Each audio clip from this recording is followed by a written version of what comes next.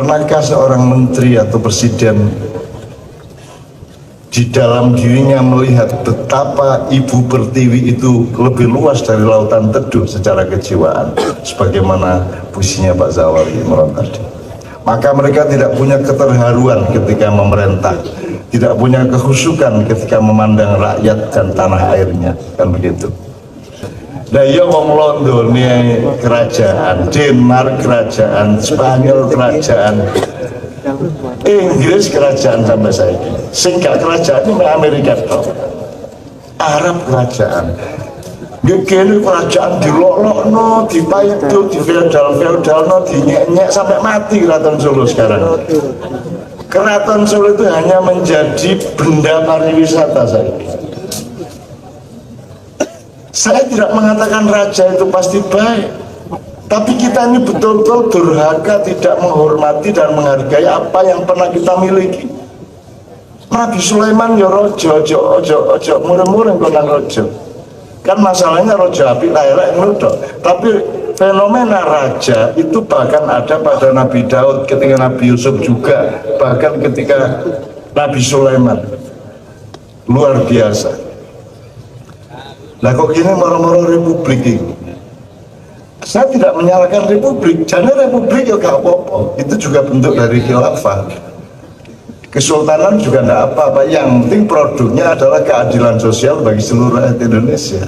Tapi kita ini produknya ya gak dadi-dadi, sistemnya ya gak didoleh, ilang ngono. Gitu loh, produknya sepoi, guru mateng bosok, kalau balik ngono ya.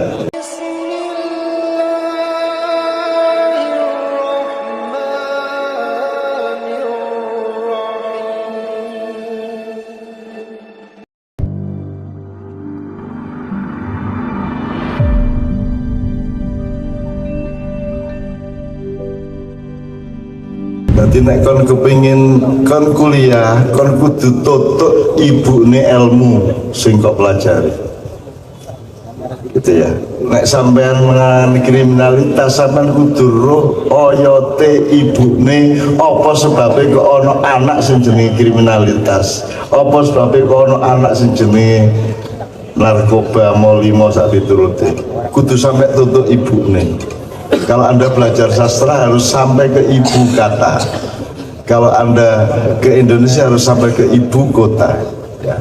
Dan ibu kota itu harus kita tarik garis ke ibu sejarah.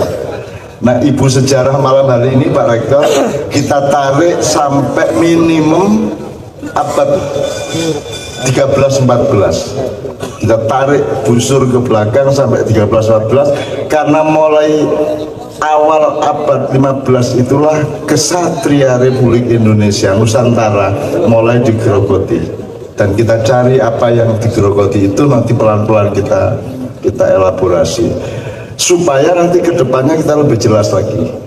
Sekarang ini sing kira-kira mengancam guyub rukun Indonesia itu apa ae? Sing teko njero apa, teko njaba apa? Gitu ya, itu harus kita rumuskan.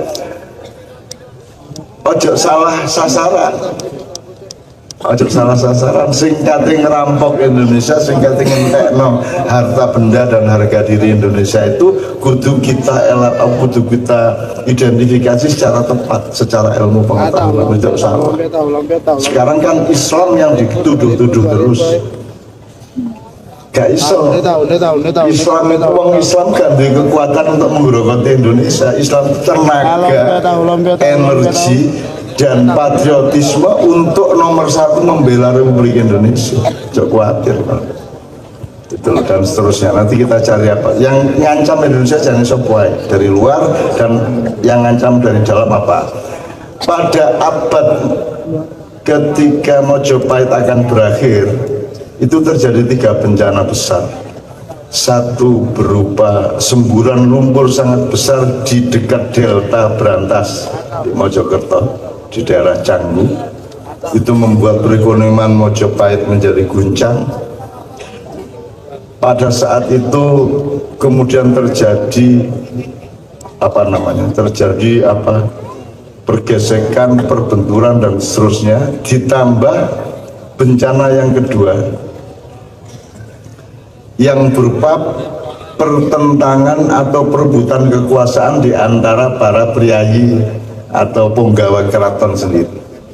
Royokan kekuasaan ini antara PDIP karo Demokrat karo iki sing garai iki bencana ini.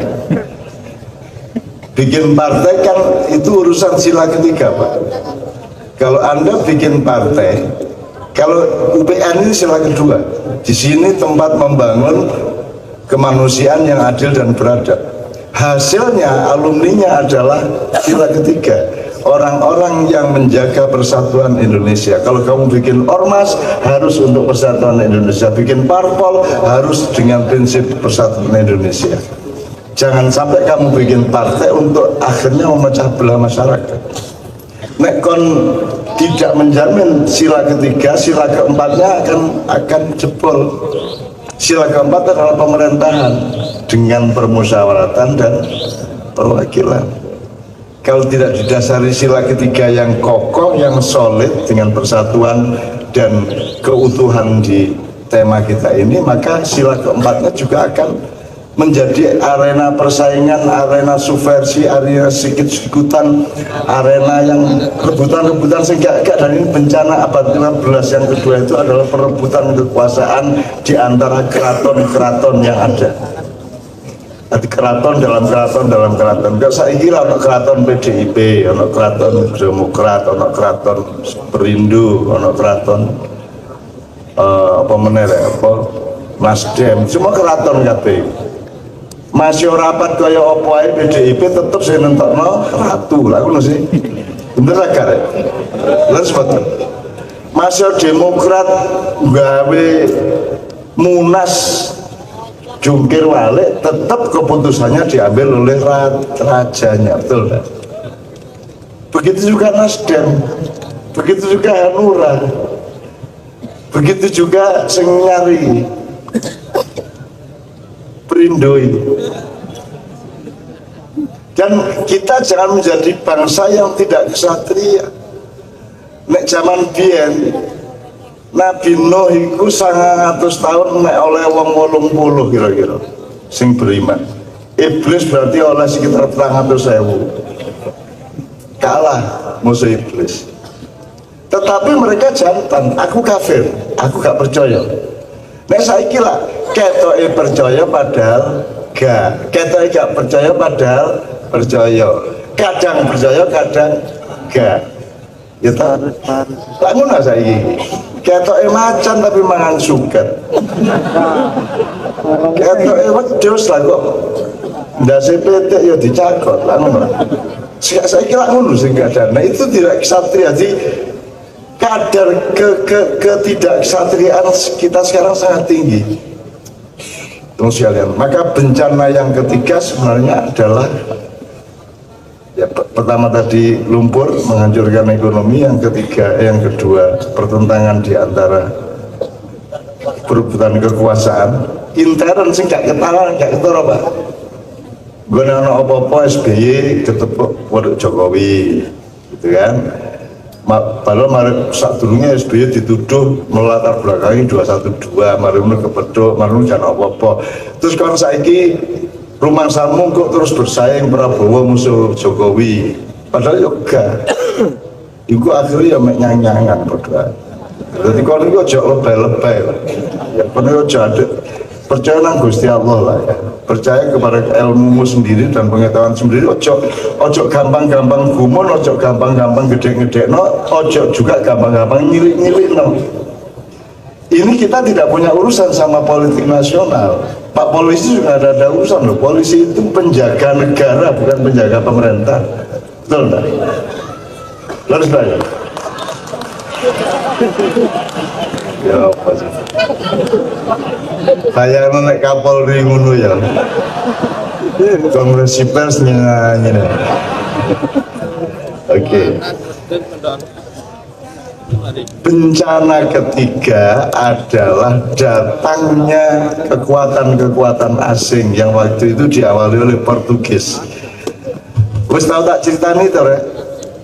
Satria Mojopahit dan Demak itu mulai turun kesatrianya karena apa? Karena ada medsos pada waktu itu. Kok medsos maksudnya apa Pak Rektor? Lho nek wong Jawa sing jenenge lanang ya dep-depan. Ketok raine ya toh, tunyu-tunyuan, caruk kan gitu. Nek medsos bandem dari jauh, tahu enggak? Dengan akun abal-abal bandem dari jauh. Nah, Portugis datang ke sini dengan kapal-kapal perampok yang senjata utamanya adalah meriam. Jadi masih kira jagoan pencak kaya opo, tapi di sawat nganggo meriam, nganggo granat. Akhirnya kita juga terus bikin granat. Akhirnya kena Joseph pinternya bandem, tapi gak wani dep-depan. Itu salah satu faktor kesatriaan. Sebelum Pak Muzamil, sebelum Pak Muzawi aku jalur siji Pak Muzamil. Kesatria itu kita carinya gampang aja, kriterianya 4 sifat Rasul. Ya, nek pindah kesatria gawe 4 sifat Rasulullah sudah cukup. Apa maksudnya? Sidik, makna sidik. Jujur itu maksudnya gak mek kelakuan tapi ilmunya ya jujur loh. Ya nek hasil penelitiannya Bapak Mah.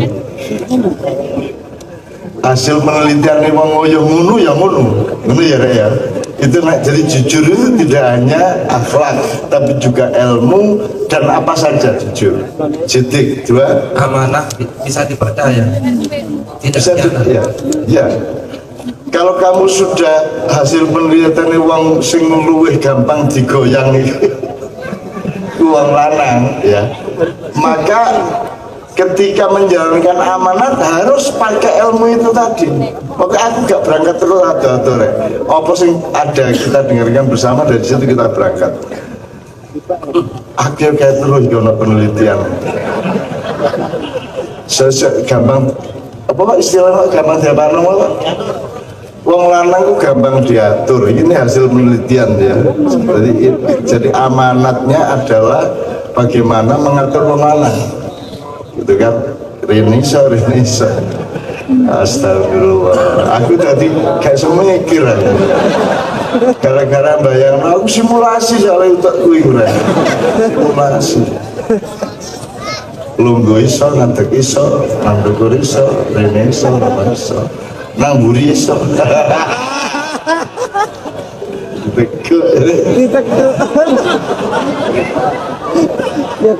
kan ketika lah kenceng lah, harus takuan itu lah India, anak Jawa ya anak Jawa namanya 1 meter anak 3 meter ucap mudu kalau bal-balan Arab jadi yono ternyata di burian ini ya Bapak Rektor apa sama ngundang polisi genting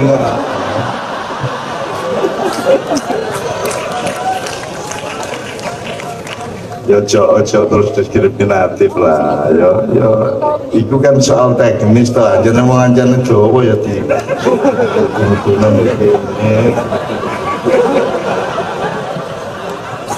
enggak kalau sampai ya nek dawane mek 3 meter nek dawane 20 meter lak keposo nggo gledekan ya Allah dulu tau enak di Surabaya ya ngomong ngono gak apa-apa pengajian lho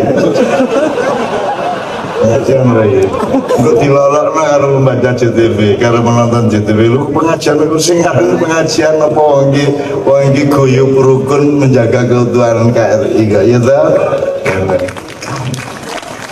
lah kok kiai kok ono ngono-ngono ono gampang diatur sing nyarani kiai sapa wong polisi gendeng kok. Oke, sidik amanat menyampaikan. Jadi amanat itu adalah keteguhan dari ilmu itu dijadikan aplikasi yang teguh di dalam software yang teguh. Kemudian tabligh itu kamu menyampaikannya juga sesuai dengan prinsip amanah tadi. Terus fatona. Fatona cerdas. Fatona itu punya kecerdasan terus menerus untuk mencari yang paling akurat, yang paling tepat, yang paling dulu ya kira-kira gitu Pak ya. Jadi kecerdasan yang dinamis kan dari polisi ngatur ikin delok iki harus bisa improvisasi di lapangan. Sebab gak ono misalnya demo atau apa yang tertentu, engko di lapangan mesti ono perkembangan yang tidak terduga. Harus punya kecerdasan, harus fatona kan gitu. Oke, jadi sing wedok piro sing lanang piro dari papa tadi? Siti lanang terus. Kamu sambil Amanah. amanah wedok lanang. Siti lanang amanah wedok terus nomor 3 loro wedok loro. Itu dari segi kata maksudnya. Jadi dalam bahasa Arab itu ada kata mudzakkar, ada kata muannas. Sitik itu nggak ada taknya. Tabligh nggak ada taknya. Kalau amanah Ada tak? ada taknya itu muannas. Kalau fatona ada tak marbutahnya, ada lubangnya itu tak berlubang, maka itu muannas gitu. Anak-anak tadi memang ke Pak lambat pahamnya. Iya. Karena kan yang dua pakai tak marbuto, yang dua ndak. Tadi anak lanang loro wedok loro. Gitu ya. Ada seorang wali kota Pak di daerah Jawa Timur marah sambat karo aku, cak Islam itu senengane wedok ya. Kenapa maksudnya? Lah kabeh istilah wedok-wedok kabeh. Apa istiqomah, mutmainnah, sakinah, mawaddah, rahmah. Wedok kabeh. Sing lanang mek situ Rabbun Ghafur. Ono wali kota ngono gendeng ya. Aku seneng. Indonesia iki selamat mergo akeh pejabat sing jek gendeng ngono ya. Oke. Kata John F. Kennedy, temannya Bung Karno yang meninggal karena yang ditembak di Dallas karena perjanjian untuk mempertahankan Irian Jaya dengan Bung Karno, ditembak oleh CIA sendiri. Dia mengatakan kalau politik kotor, puisi yang membersihkannya. Jadi kelemahan bangsa Indonesia 20 tahun terakhir ini Pak Rektor menurut saya tidak jangkep perhatiannya kepada manusia. Bahkan manusia tidak pernah menjadi tema utama di dalam pembangunan kita. Tema utamanya selalu benda-benda, paling pol sistemnya, yaitu demokrasi, pilkada, infrastruktur, jembatan, kereta, rel, kapal, semua benda-benda. Tidak pernah ada ingatan atau program untuk membangun manusianya.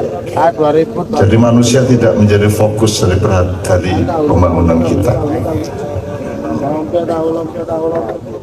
Maka pemerintah Indonesia dan kita semua bangsa Indonesia tidak memiliki kecerdasan untuk tahu bahwa kita ini tidak jangkep pengetahuan tentang manusia. Gampangnya gini, kalau kamu ingin belajar mengenai tulang, belulang, daging, raga manusia, belajarlah ilmu.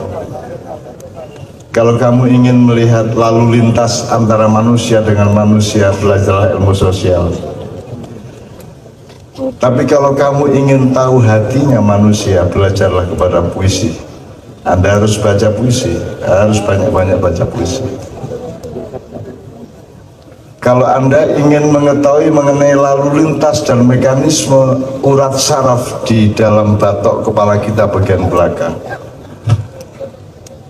jadilah mahasiswa. Belajarlah berbagai macam ilmu secara universal, tidak hanya fakultatif. Kalau Anda ingin mengetahui manusia dengan perilakunya, dengan kecenderungannya, dengan sifatnya, wataknya, mentalnya, karakternya, maka Anda harus belajar kepada teater.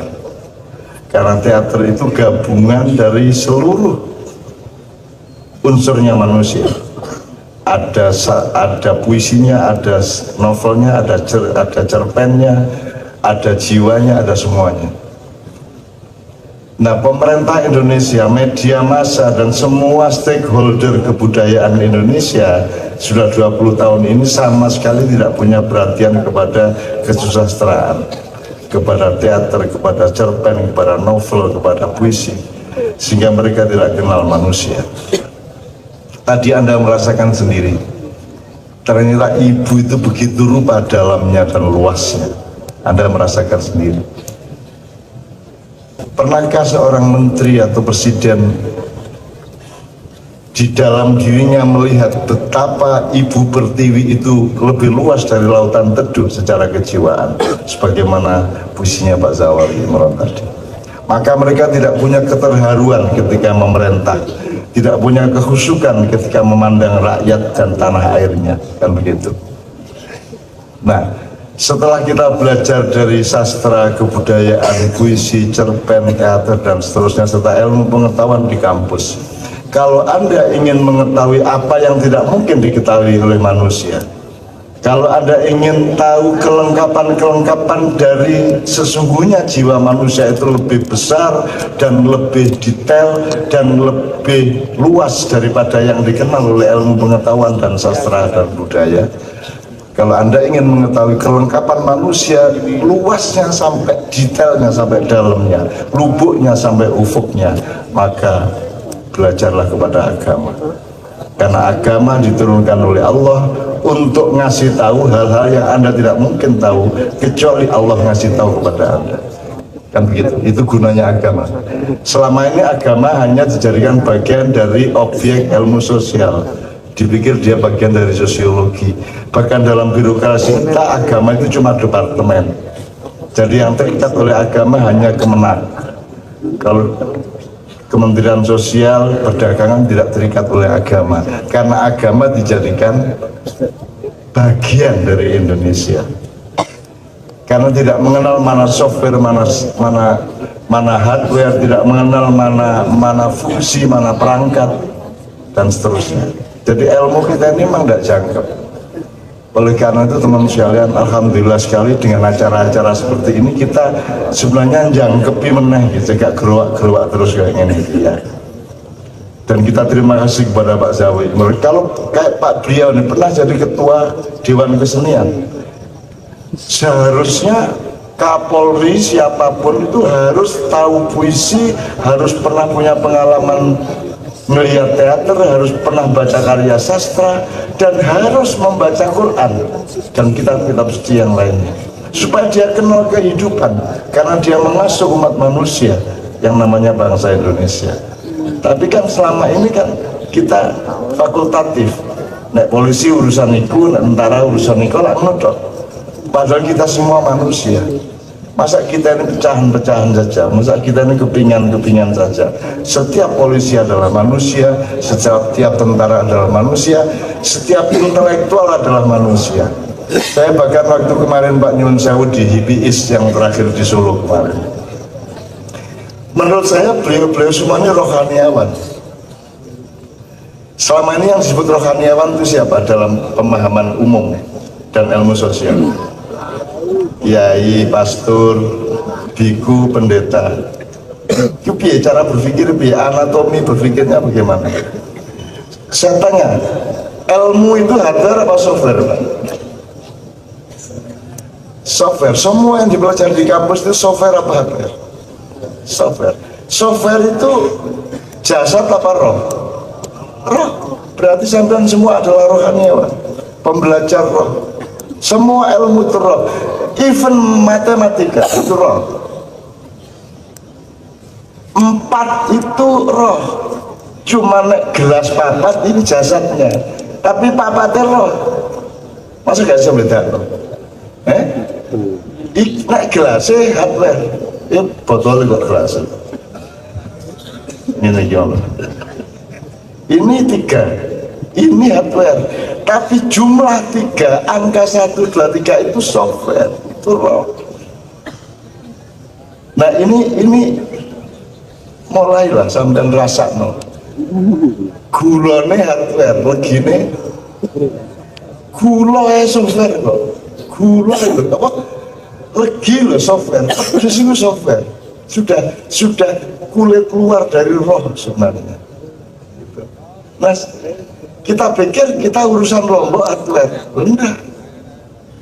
Semua ilmu aturan itu software.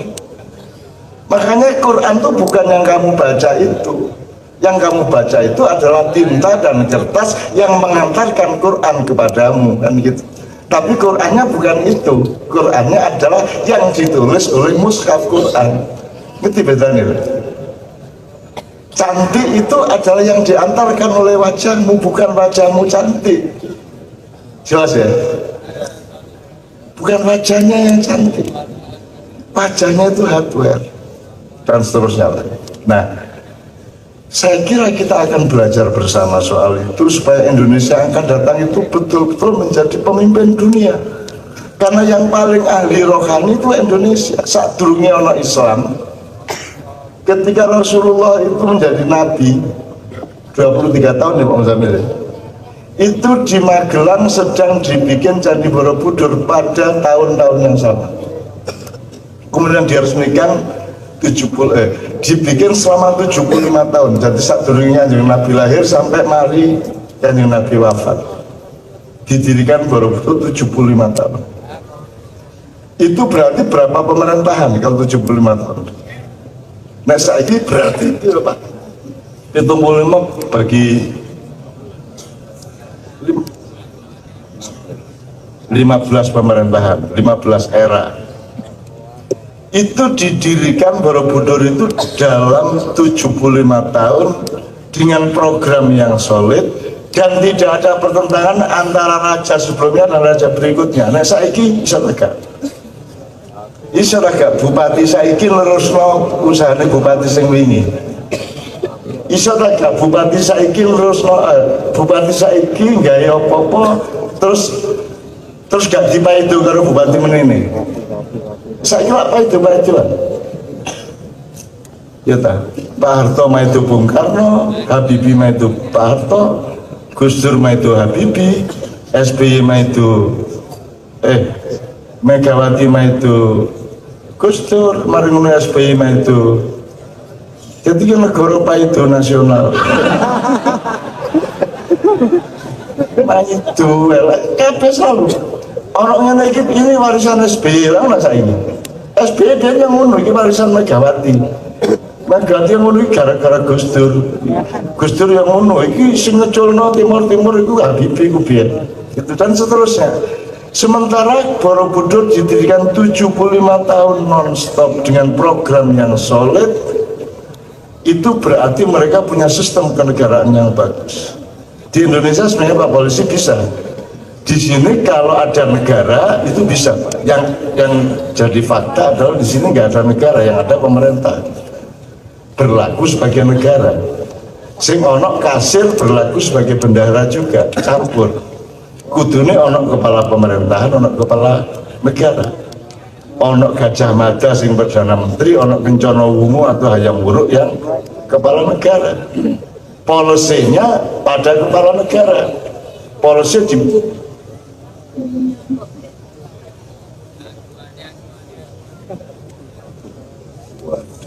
kebagian dua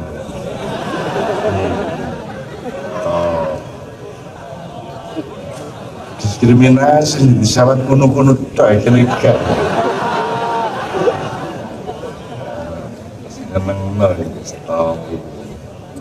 alhamdulillah. Tapi saya nggak akan perpanjang, yang penting nyun sawur Pak, ke Indonesia ini janjane ya aneh lah, agak bapak-bapak kita dulu mendirikan republik ini juga menurut saya gurung tanek segone gitu loh. Terus saya sudah dipangan cik rotok meletus titik ya kata ini lah.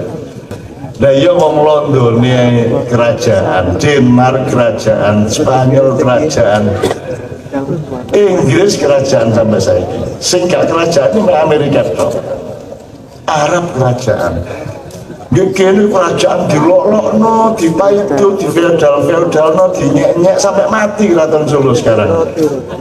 Keraton Solo itu hanya menjadi benda pariwisata saja.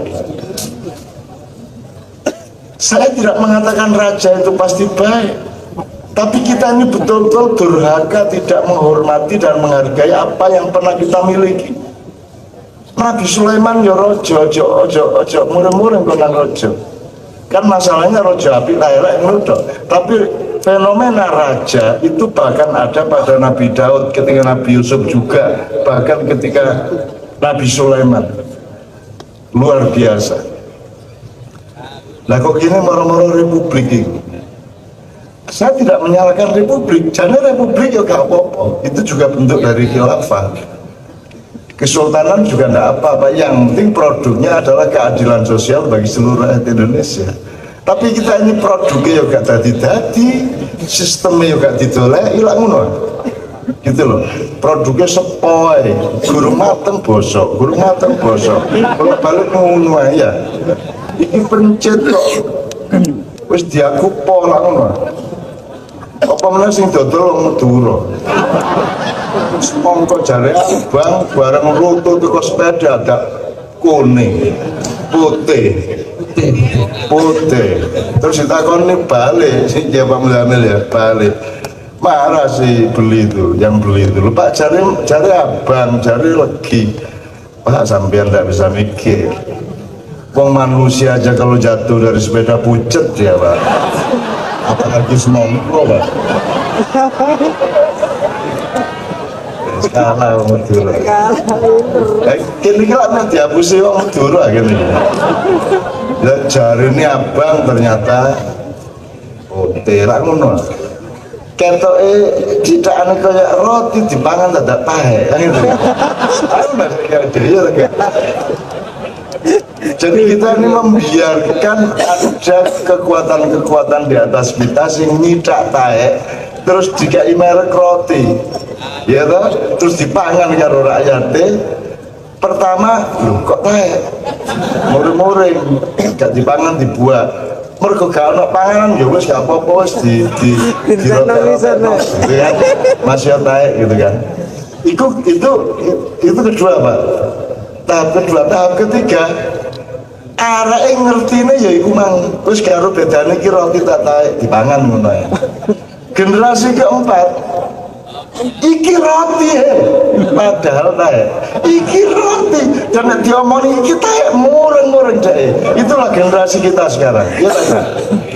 Pertama cek lu kok taek pertama terus anake gak apa-apa wis masih taek dirotek-rotokno ya lanjut gak ono meneh ya wong Jawa lah pinter adaptasi to ya wis cukup-cukupno lah ngono wis gak apa-apa wis dianggap roti ngono rek itu terus putune wis gak duwe tema roti tak taek wis gak duwe gitu. Sing cicite sing keempat di mergo medsos banyak hoax ya toh. Ini roti, bener kan? Wah roti, dealing lah karo tonggo. Taek, itulah kita sekarang. Kita ini makan tai tiap hari, ya toh? Dan kita anggap roti. Cangkem iku iso menyesuaikan. Kau nggak percaya? Mulai meneh ngemut wedi. Terus sugesti enak. Suwe-suwe keluar rasa persesuaian antara wedi karo ilatmu. Kok bulan ketiga kau naik gak ngemut wedi gak enak rasanya. Temenan itu kita tuh punya kemampuan penyesuaian diri yang luar biasa, menurut. Nah, jangan sampai menjadi generasi sing mangan taek ya, tapi menganggap itu roti. Itu yang disebut apa Pak Muzamil, sifat Rasulullah tadi. Kalau Anda tidak cerdas, tidak fatona, Anda tidak tahu itu. Makanya kesatria itu di bidang keilmuan dan pengetahuan adalah fatona. Ya, kecerdasan untuk tahu. Saiki hoax barang itu sing nentokno hoax tak duduk sapa? Bagaimana kamu tahu itu hoax atau bukan? Piye carane nentokno? Akhirnya yang menang kan polisi. Kalau polisi bilang ini hoax, semua harus bilang hoax. Kan begitu. Akhirnya menentukan kekuasaan. Oh, padahal dia sendiri kok istilah rupanya.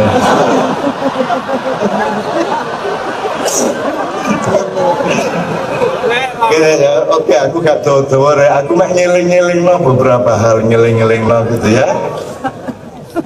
Sampai ke agama Pak. Jadi kalau Pak Muzamil mengatakan gini, loh syariah kok fakultas.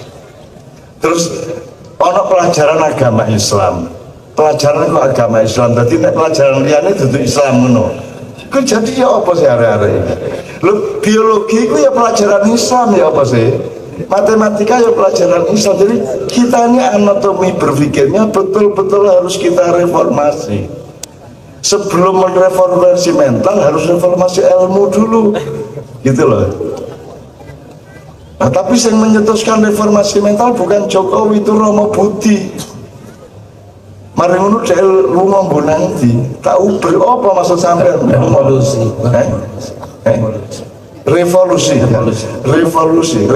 mental. Itu yang nulis Romo Budi. Itu teman-teman kita punya Kiai Kanding juga. Pastor cilik ngono wong. Ya apik wong, karpe ya apik. Cuman gak dijelasno nang negara gitu loh. Karpe ya apa jenenge revolusi mental itu. Oke. Saiki ngene. Untuk beliau ini mesti telepon Kapolri. Kalau binyak kalau Canun, lu doakan Canun yang dari Kapolri. Cek keburu presiden kalau iso melet-melet ini. Aku seneng aku ya Allah Indonesia ya Allah kaya raya Indonesia ya Allah. Apa yang membuatmu menciptakan makhluk seperti dia?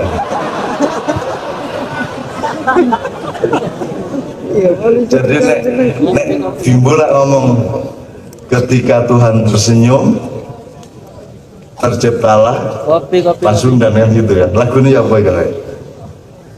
Ana sing apa lagi? Ketika Tuhan tersenyum terciptalah Pasundan. Ketika Gusti Allah kemengkelen terciptalah Madura. Ketika Gusti Allah itu rotok ngene terciptalah wong iki ya.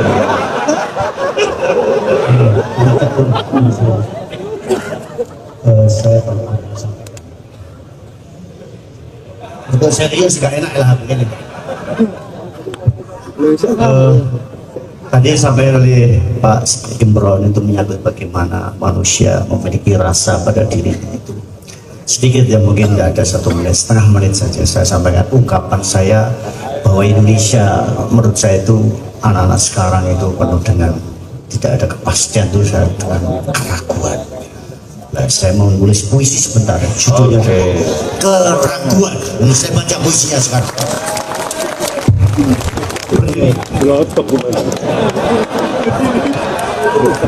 Sampai naik Pak, saya berdiri Pak.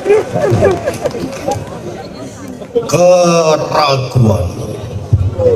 Malam itu aku terbangun dari tidurku, tiba-tiba dikagetkan oleh sesuatu yang bergerak-gerak di balik kelambu karena sorot lampu. Membuat gerakan itu menuju nafsuku untuk melakukan itu. Tapi tiba-tiba aku ragu itu istri atau pembantu.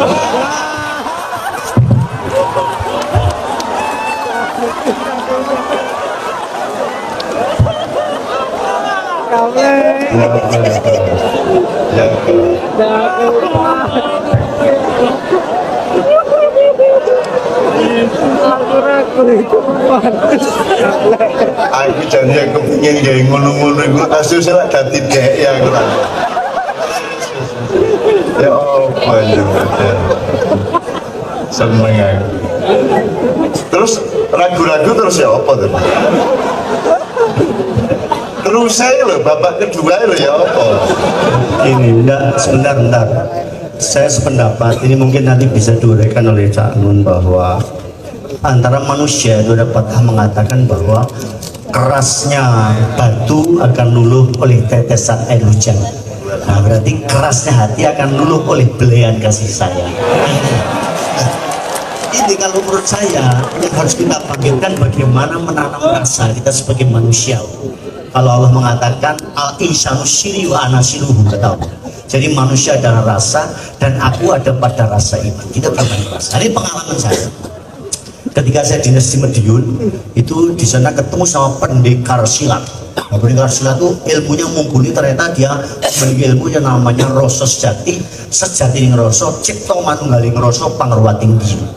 Nah, saya diwejang ilmu itu. Akhirnya saya ini bisa membaca perasaan orang lain, termasuk perasaan anggota saya yang datang. Kalau membawa stok maaf ngejak bujune berarti artinya tangguh perasi.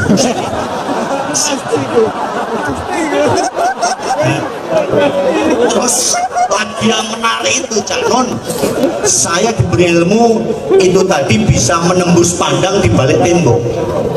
Nah, bagaimana saya akan mempraktekkan? Nah, ketika itu saya ngambil apel, saya bilang setelah ini Polwan tinggal di tempat. Semuanya selesai, tinggal polwan. Saya bilang, para polwan, saya punya ilmu baru namanya rasa sejati ning rasa. Saya bisa menembus pandang. Mohon maaf, bagaimana pakaian dalam yang kamu pakai? Mulai dari sudut paling kanan, punyamu warna biru muda, langsung siap dan. Kamu merah muda, siap dan. Nah, sebelahnya lagi, punyamu warna hitam, siap dan. Dalamnya lebih hitam lagi.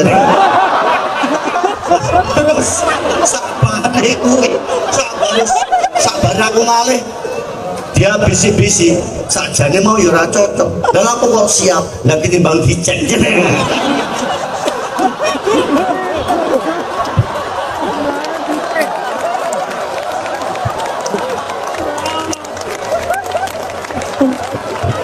Oke, dirimu adalah juga diri mbah-mbahmu. Karena diri mbah-mbahmu dulu adalah untuk dirimu juga. Jadi permainan seperti yang beliau ceritakan banyak sekali tadi, termasuk yang Pak Nevi dan semua tadi dolanan anak-anak itu kan disebut kearifan lokal.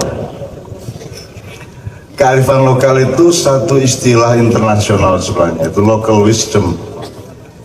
Itu ketika globalisasi itu merasa mentok dengan nilai-nilai kemanusiaan, akhirnya mereka menggali kembali kepada tradisi, menggali ke masa silam.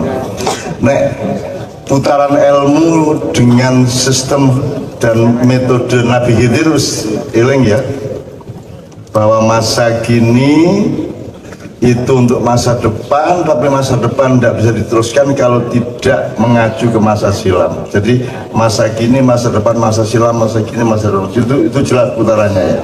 Nah, kearifan lokal itu disebut karena dunia yang sekarang ini sama sekali selama globalisasi sekitar 40-50 tahun itu tidak menghormati apa yang pernah terjadi atau pernah dialami atau pernah diwariskan pada kebudayaan yang lalu. Ketika mereka mentok, demokrasi, liberalisme mentok, gedungnya gede-gede, pesawatnya banter-banter, tapi menungso nih mandek, gitu ya. Maka mereka mencoba belajar kembali. Sekarang kita kagum sama Borobudur. Borobudur itu usianya 14 abad. Saiki deloken gedung di Surabaya, di Jakarta, kira-kira sing 14 abad menaji ono sing ndi. Kalau Anda mempelajari, Anda browsing aja Borobudur didirikan dengan berapa kotak batu ya, terus merekatkannya pakai apa segala macam. Kemudian rapate ku ya apa, oleh ngukur sauno gedene ku ya apa biyen, pakai sistem apa, oleh ngangkuti waktu sampai ndukur ku pakai apa. Saya kira secara teknologis, secara arsitektural kita tidak mungkin mampu menyaingi Borobudur, kita tidak mampu bikin Borobudur. Itu baru hardware-nya, belum lagi filosofinya, belum lagi estetikanya. Tidak ada, Pak Dodi, tidak ada satu relief di Borobudur yang bisa ditiru oleh siapapun pematung di zaman modern, tidak satupun. Dan itu sudah menjadi pengetahuan dunia bahwa tidak bisa niru sama sekali, karena detailnya dan hidup waktu itu duduk urip dalam arti anggit itu gampang bare nek lukisan gampang, ono warna ya, ono ireng, ono abang, moto itu iso urip, tapi nek watu sangat sukar ya. Yang paling dasar dari Borobudur misalnya, ini aku nyontoh Borobudur ya, aku takut itu. Sekarang saya tanya, kalau mal-mal di Surabaya misalnya TP atau apa liane rek,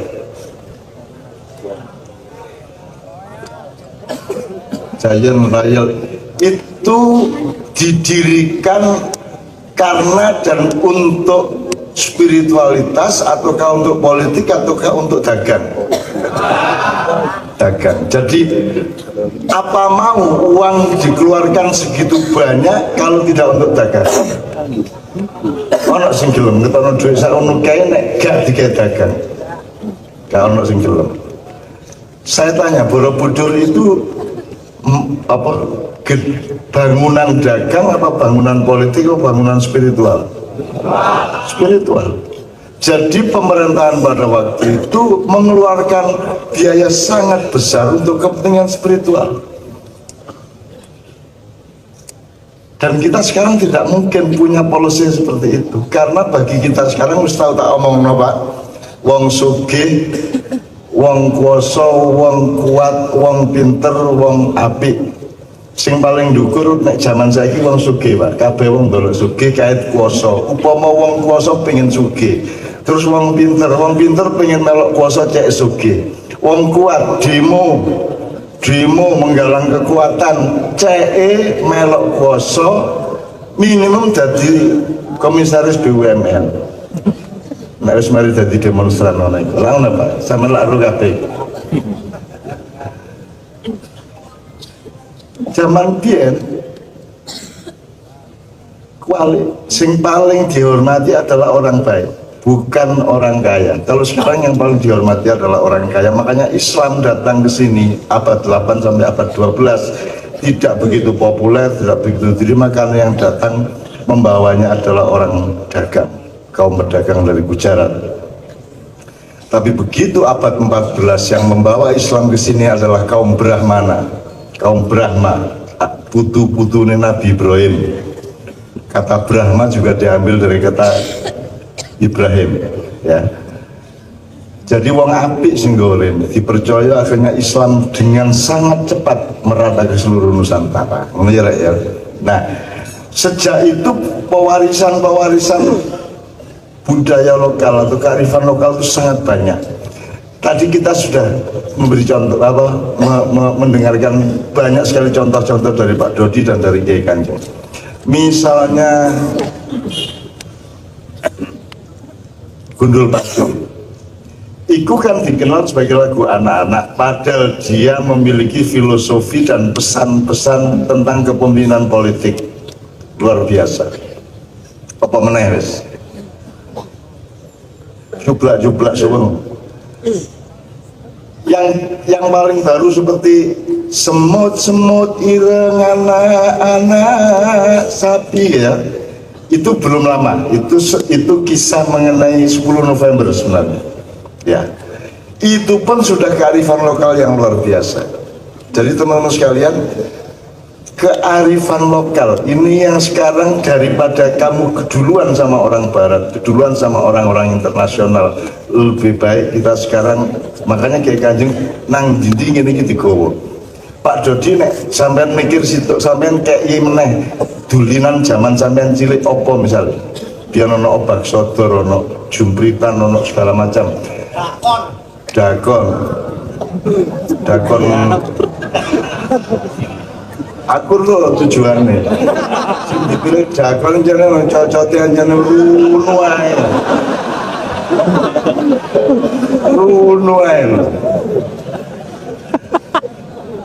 Ada nonton bioskop rek jangan nonton bioskop nang Jombang nang biar. Apa rek lakon ya lakon tolmu. Aku lirono kira sampai. Ya kan. Tolong TV dipotong ya. Ya, tapi itu kearifan lokal. Itu hanya terjadi kalau kita sudah bersaudara benar, betul ya? Karena kita malam ini bersaudara benar, mesra, solid, utuh, maka tidak ada masalah dengan munu-munu kuman. Gitu? Karena masalah.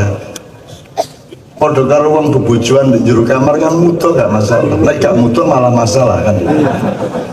Gitu teman sekalian ya. Jadi tolong hidup ini jangan dipahami hanya secara logika dan akal atau ilmu, tapi pahami juga secara cinta dan kemesraan. Kalau kita sudah sampai ke tingkat kemesraan baik sesama bangsa Indonesia dengan bangsa di dunia maupun dengan alam dan Allah Subhanahu wa taala, maka Allah mengatakan wis kon gak usah njaluk-njaluk pahala nang aku, gak usah njaluk kelipatan pahala 100 kali lipat, 27 kali lipat, 1000 kali lipat. Allah tuh hasibni wala uhasibtum. Gak usah ngitung-ngitung piro pahala sing kok jaluk teko aku. Cai gak tak hitung dosamu. Milih ndi kok? Kon njaluk hitungan teko Gusti Allah, kon yo dihitung dosamu. Tak gak hitung-hitungan. Nek wis bercinta gak hitung-hitungan, sembarang dikekno, kita betul. Sembarang dikekno. Makanya capailah agama sampai ke level cinta, capailah ilmu sampai ke level cinta. Nah, yang disebut kearifan lokal itu Bapak, itu jenis kebijaksanaan. Kearifan ini sama dengan wisdom, local wisdom. Nah, kenapa disebut kearifan? Ini kita ambil dari bahasa Arab. Kalau kebijaksanaan kita ambil dari bahasa Sanskerta wicaksana, wicaksono ya. Kalau di Pancasila keempat, kerakyatan yang dipimpin oleh hikmah apa hikmat? Maksudnya apa ini? Sebenarnya sama hikmat dan bijaksana. Hikmat itu gini, hikmat itu adalah tetesan yang paling adil dari sesuatu hal. Intinya itu apa? Itu namanya hikmah. Gitu. Nah, kebijaksanaan adalah output dari kebenaran dan kebaikan, bebrayan yang bener apik, metune kudu hikmah, metune kudu bijaksana. Jadi kebenaran jangan dipertengkarkan, karena benermu dewe, benerku beto, benerku beto, benerku dewe menisuk iso beto. Maka kebenaran jangan diandalkan, yang kita andalkan adalah kebenaran menjadi bekal untuk bijaksana. Makanya disebut lokal wisdom. Kalau disebut kearifan itu dari kata arafa ya'rifu Pak Muzamil ya. Arafa ya'rifu. Mal farqu baina ya'rif wa ya'lam au yudaris au Pak Muzamil. Apa tuh? Tolong dikasih tingkat-tingkatnya. Jadi pertama misalnya pendidikan. Pendidikan itu yang terendah itu mengajarkan. Madrasah kalau kita kenal gitu ya. Seperti yang sekarang ribut itu madrasah diniyah. Kata bendanya Pak. Ya, kata madrasah dari kata darrosa yudarisu terus tadris, gurunya namanya mudarris. Itu lebih kepada sekedar menyampaikan, transfer bahan, sehingga yang dipakai adalah ngurungoke gitu ya. Yang penting krungu gitu ya. Itu tadris gitu ya, namanya madrasah. Kemudian yang di atasnya itu ilmu, itu prosesnya namanya taklim, maka ada majelis taklim. Jadi kalau taklim tidak sekedar menjelaskan, bukan sekedar memperdengarkan, tapi diolah sehingga bisa dipahami, maka orangnya disebut muallim ya, muallim. Dalam tradisi Jawa juga tingkatan wisdom itu kan ada 11 nih. Pertama krungu, kedua ngerti. Nah itu taklim itu ke ngerti. Nah kemudian di atasnya taklim itu ada takrif ya, takrif, arrafa yu'arrifu, takrifan buahnya makrifat gitu ya. Orangnya orang arif, terus gurunya itu mu'arrif mestinya lembaganya itu ma'rufah bukan madrasah gitu ya. Itu ke dalam itu ya, jadi pengenalan ke dalam sehingga ilmu tadi itu mengalami internalisasi, sehingga bukan hanya krungu lan ngerti gitu ya, tapi kalau coro Jawanya bisa bahkan sampai nanti bisa lebih tinggi lagi. Jadi kalau dalam Jawa tingkatan pertama kan krungu, ngerti, terus bisa, begitu. Itu makrifat. Di atasnya ada maktabah ya. Ada maktabah di atas. Ada bayu adibu ta'diban ya. Ya. Ini masih ada detail, ada sub-subnya misalnya tafhim ya, ada lagi apa Pak? Ya. Ada tafhim, ada ya Sub-subnya ya. ya. Jadi teman-teman sekalian, sama dengan ada istilah amar ma'ruf nahi mungkar, ini mohon izin saya kemukakan. Selama ini kan kita salah kaprah Pak Dodi. Di Quran itu ada tiga treatment. Satu, yad'una ilal khair. Kalau masdarnya dakwah khair misalnya ya, dakwah ilal khair.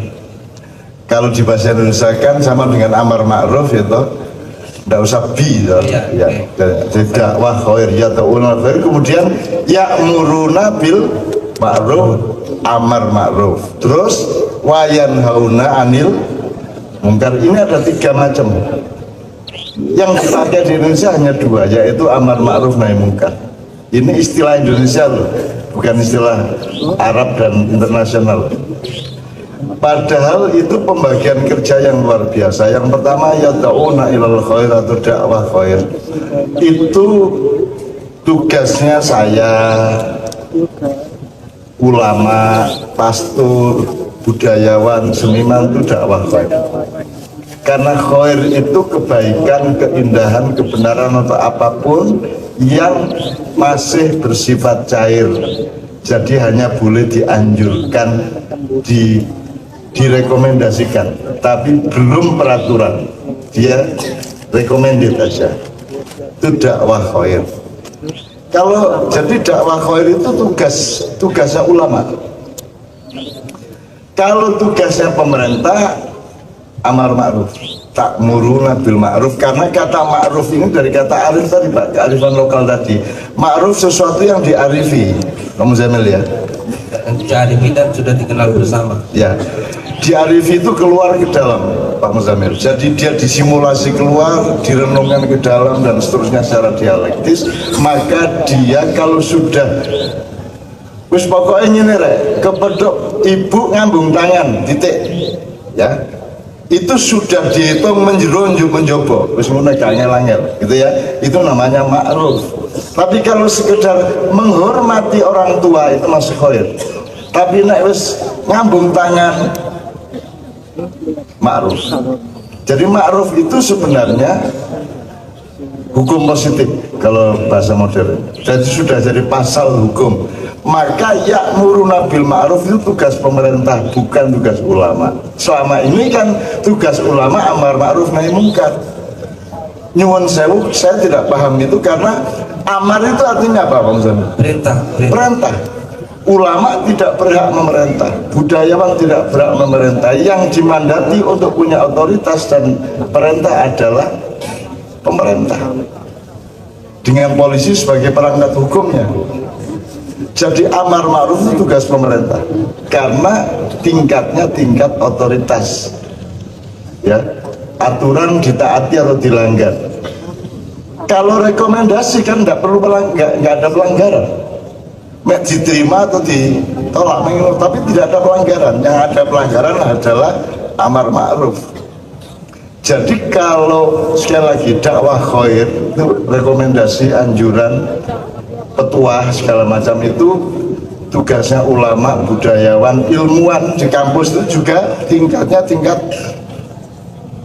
dakwah khair. Pemerintah karena sudah dimandati, digaji dan seterusnya, maka dia punya kewajiban untuk amar ma'ruf. Nahi mungkar ini preventif, itu tugas bersama. Rakyat nahi mungkar, pemerintah ya nahi mungkar. Ini untuk supaya ada kejelasan bahwa kearifan lokal itu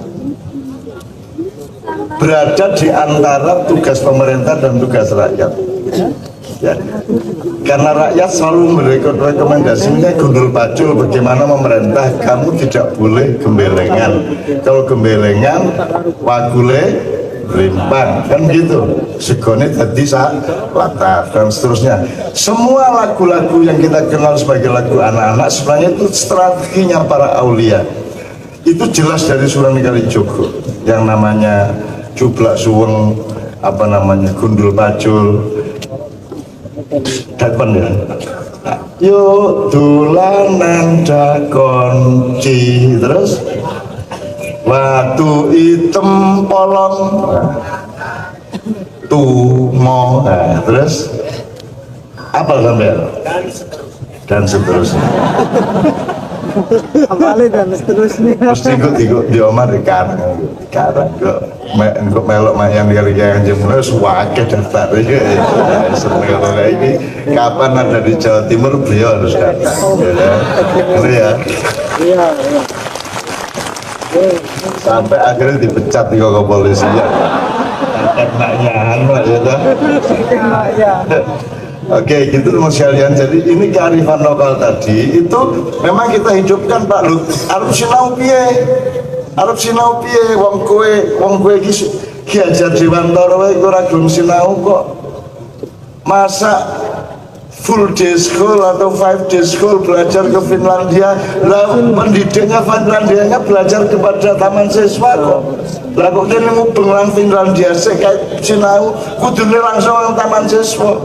Pak Dicit tadi yang gondrong tuh taman siswa, bapaknya guru taman siswa, dia juga dari SD sampai universitas taman siswa semua. Pak Joko juga di belakang itu taman siswa.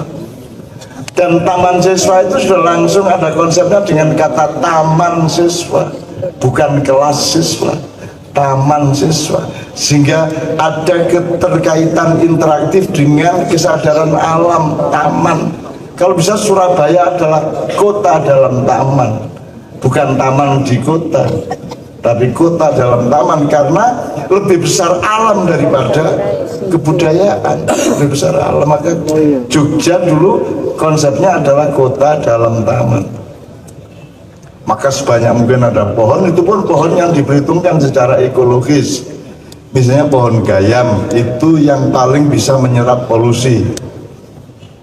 Jadi nek iso di akeh pohon gayam, jadi polusinya akan terserap lebih dari 60% oleh daun-daun gayam. Itu. Wong biyen iki ono maksude kabeh gawe gayam, ono nandur alang-alang. Jadi wong nek sekate Merapi njeblok, ku wong kabeh ndolek alang-alang di Jogja, Pak.